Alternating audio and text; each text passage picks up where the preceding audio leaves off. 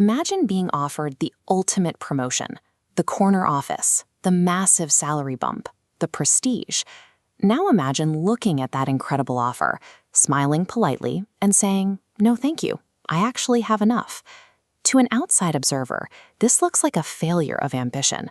But when researchers track individuals who voluntarily downshift their careers, they find that their brains process the trade-offs between money, time, and autonomy differently than the rest of the population. These individuals have stopped playing the collective game of accumulation. Instead, they are navigating a different, deeply internal set of metrics. To understand why a few people can walk away, we first have to look at why we are biologically driven to stay. For 300,000 years, human survival depended on social hierarchy. A higher position in the group meant better resources and crucial protection. Our biology still reflects that history. Look at this animation of the brain's reward circuit. Notice how the neural centers light up on the left for primitive needs like food, and on the right for modern status symbols like a salary increase or a job title upgrade.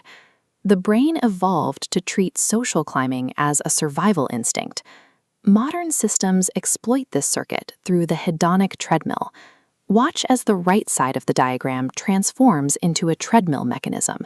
You hit a target, get a bonus, and upgrade your lifestyle. But that upgrade immediately resets your brain's baseline. The threshold required to trigger a reward signal moves upward, forcing you to chase the next win just to maintain the same level of satisfaction. The constant grind for more is a biological trap where the goalposts are rigged to never stop moving.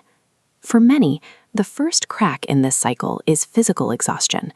Chronic workplace stress can hyperactivate the brain's threat detection systems until the amygdala treats a full inbox like a predator hunting you in the wild. Other times, the catalyst is a sudden confrontation with mortality, a health crisis, or the loss of a parent. In these moments, the coveted corner office can stop looking like an achievement and start looking like a slow-motion sacrifice of one's remaining time. Acting on these realizations requires a specific cognitive trait called temporal discounting flexibility. Most people favor immediate rewards, but those with high flexibility can vividly feel the needs of their future selves. This timeline illustrates the process. A massive spike of dopamine from a present-day career win is suppressed by the heavier weight of future health impacts.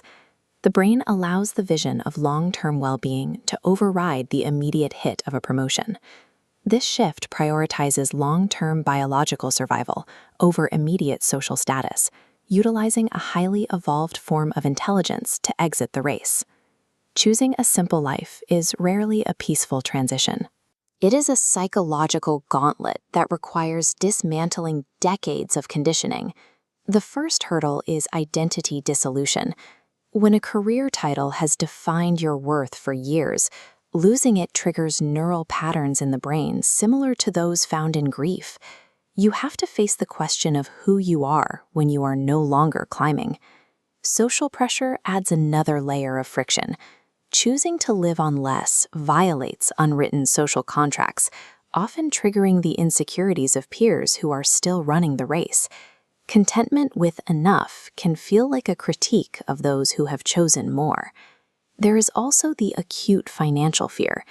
Even if your daily expenses are stable, abandoning the upward trajectory of accumulation feels like walking away from the only safety net society recognizes.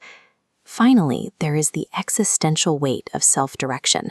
Without the structure of corporate targets, you are standing at a crossroads in a dense fog, stripped of directional signs. You must decide for yourself what a successful day actually looks like. Navigating these forces requires managing social rejection and financial uncertainty simultaneously, pressures that keep most people on the ladder, even when they are miserable. To thrive after leaving the race, the brain must undergo a biological recalibration. This involves enduring a period of lower stimulation, as reward centers adjust to a different pace. This is hedonic adaptation in reverse.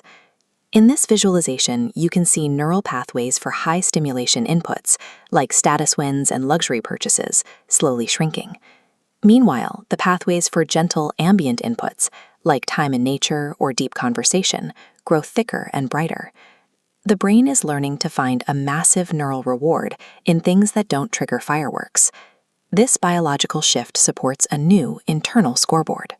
Success is measured by presence, autonomy, and how well your daily actions align with your personal values, rather than external validation. Freedom is the development of an internal locus of control, where you no longer require society's metrics to confirm you are winning at life. The ultimate result of this new scoreboard is a change in how the brain perceives the passage of time. In the race, time is a scarce resource to be optimized.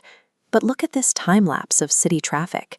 When the pace slows and locks into real time, time becomes a medium for living rather than a limit on production. You begin to notice the seasons and the details of your weeks.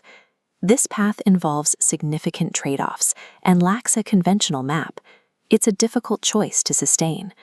Choosing peace over performance represents an evolutionary move toward true autonomy. Those who thrive on very little are playing a game where they alone define the rules and keep the score.